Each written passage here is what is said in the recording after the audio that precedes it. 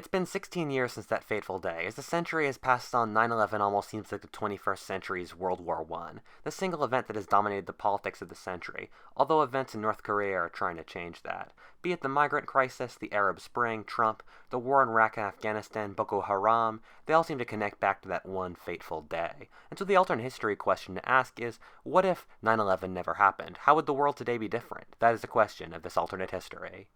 Just like World War I, it was caused by centuries-old existential issues that boiled to a fever pitch with modern technology. To truly understand the impact of a world without 9/11, we need to understand why 9/11 really happened, and so what events in the world would change without it.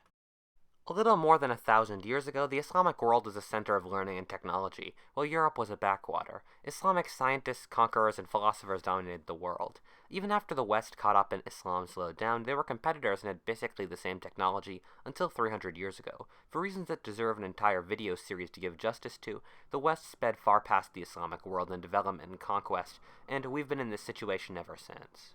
The last 300 years in the Islamic world has been trying to answer the question of why the West jumped ahead and what to do about it.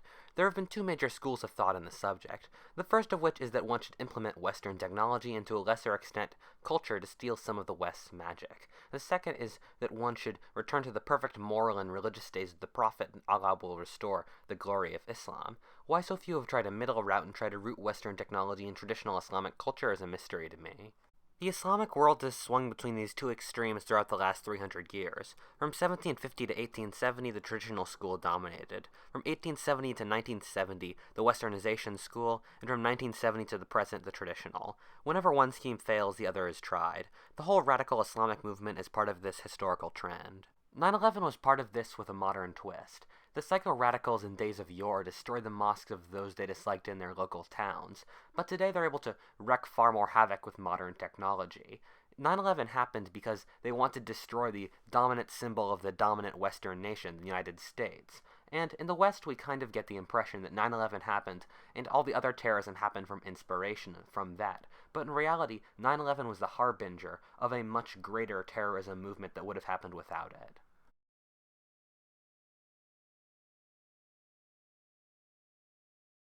The first obvious change of a world without 9/11 is that the US would never have invaded Afghanistan. This would obviously result in the Taliban keeping power in the country. Intertribal warfare would still take place as it always has in Afghanistan, but it would not get any international coverage since it would not involve a major Western nation. This would actually have the result in stronger US-Pakistani relations. The real weakness of the US-Pakistani connection has been showed repeatedly, and how the Pakistanis failed to act as against terrorists in their own country, allowing the hiding of Osama bin Laden, and would not allow Pakistani land for use of the staging of the invasion. In this timeline, the weakness wouldn't be shown, and Pakistan would not try to pivot away from the US into Chinese influences so quickly. The next U.S. war in the region, Iraq has far less connection to 9/11 than Afghanistan. However, the war would still likely not happen without 9/11. To understand why, we need to understand why it happened. People like saying it was about oil, but this makes no sense since the U.S. has plenty of allies in the region who can give us oil for far cheaper than a war. The real reason was that the U.S. was scared of Middle Easterners with bombs and didn't want to take any chances with Saddam when he said he had one. For the more conspiratorial of my viewers, the Illuminati alien lizard elites knew that they could shove a war in the Middle East through the US population because they were scared after 9/11. The US would still likely do some anti-terrorism in this timeline as the world's policeman, but it would only be where US interests would be, and that would mainly be in keeping the Horn of Africa open and the Red Sea sea route, and so the US would likely do some anti-terrorism in Somalia or Yemen. It's historically actually kind of surprising that the US has had a major radical Islamist terror attack, mainly because the US's Muslim population is so small. It would make sense if radical Islamist terrorism happened in mainly Islamist countries, or in countries with large Islamic minorities like Ethiopia, India, or Europe. But it seems very strange that it would happen in America, where the Muslim population is only 1%. And so in this timeline, we shouldn't expect another terror attack to happen in the United States, and so we should expect US Islamist terrorism to actually be kind of weak. However, there is a small chance that a 9/11 style terror attack would still occur in this timeline, mainly because America is the most powerful nation in the West, and so hurting America improves the prestige of your terror movement greatly at home. But let's just assume that that doesn't happen so this timeline doesn't become immediately redundant.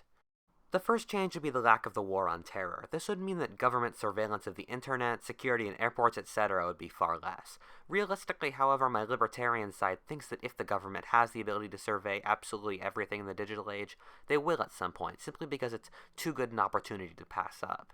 So, you can keep both opinions in mind and decide yourself. Public trust in government and progress in general would likely be higher. Before 9/11, the previous decade had been great for the West. The Soviet Union fell, followed by the rise of democracies worldwide. The economy was doing well and technology was taking huge leaps forward. 9/11 shattered this illusion. It was followed by an economic crash, many wars, none of which the US won, the rise of Russia, and the war on terror. The idea that government couldn't protect you from random acts of violence made people lose trust in government, and it psychologically allowed this horror. People created conspiracy theories. The idea of progress in humanity and general optimism would likely be greater in this timeline. This would likely have many cultural effects, ranging from not having the trend of dark and dour music and films, and to less zombie movies. In politics, meanwhile, you would start to see a difference. In this timeline, xenophobia would be much less, without the mainly alien threat of terrorism.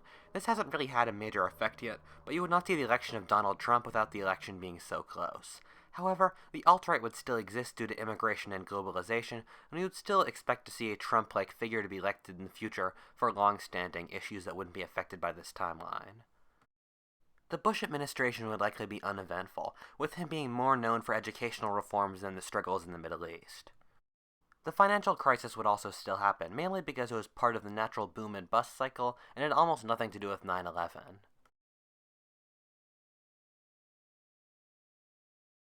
The Arab Spring would still happen in this timeline. The main reasons for the Arab Spring were that the old rank of dictators, your Saddams, your Assads, your Gaddafis, were antiquated Cold War remnants that had trouble surviving the internet age, and one in which they couldn't become a superpower's proxy by simply saying they were fighting the communists or reactionaries. This, combined with the really bad drought and the rise in the price of grain, resulted in the Arab Spring.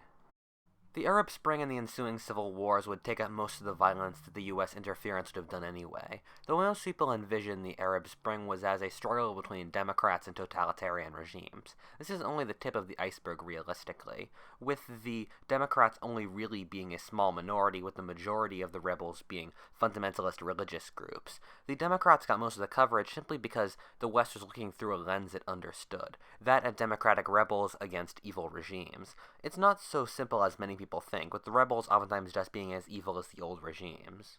In this timeline, the Iraqi regime would fall during the Arab Spring, being in the old guard and would have still collapsed, while radical Islamist groups would fight against the government in a civil war, almost exactly like Syria in our timeline.